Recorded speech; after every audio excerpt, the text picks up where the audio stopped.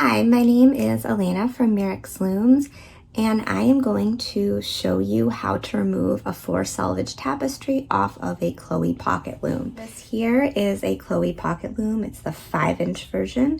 We have 12 dent combs on it, and this 4 selvage tapestry. What a 4 selvage tapestry is it is a tapestry that is woven from the top to the bottom of the loom.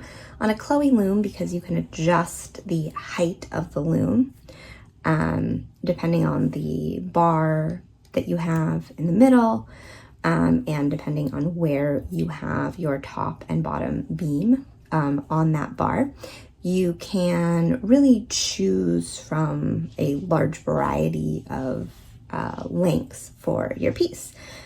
So it's a really great loom to weave 4 selvage pieces on. The advantage of doing that is that you don't have much finishing of your edges to do, because you have these little loops instead of straight warp threads to tie knots onto. So the first thing that we're going to do is we are just going to loosen the tension on our loom. We do that by turning our wing nut here. Just loosen it as much as we can, and then you can see that we have loosened our tension.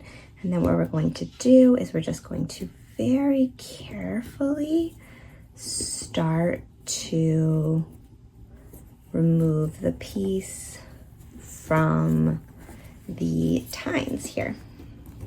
So we'll do that on one side. I'm starting with the top here, just very carefully. You can see the little loops there, and then we're going to do it here on the bottom.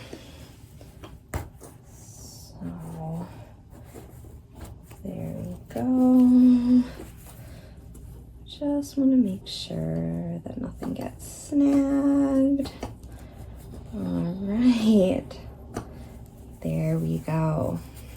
Okay, so now we can move our loom elsewhere. We can see our piece, and now what we're going to do is we're just going to make sure that the loops here are kind of evenly sized. So we're kind of just making sure that we've sort of pushed our weft up a little bit on both sides as it relaxes to fill these loops. And then we are going to have just a couple of ends to sew in. So you can see here that we have a slip knot, so we're just going to undo the slip knot here.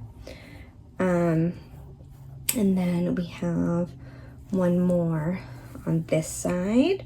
We're going to do the same thing, and then we're just going to weave that end, sew that end back in, and we're also going to clean up the back of our tapestry, and that is it.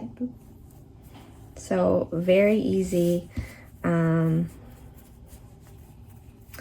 Comes out with a really beautiful product, really beautifully finished ends, and then we can mount that or frame it or do whatever we want to show that piece off.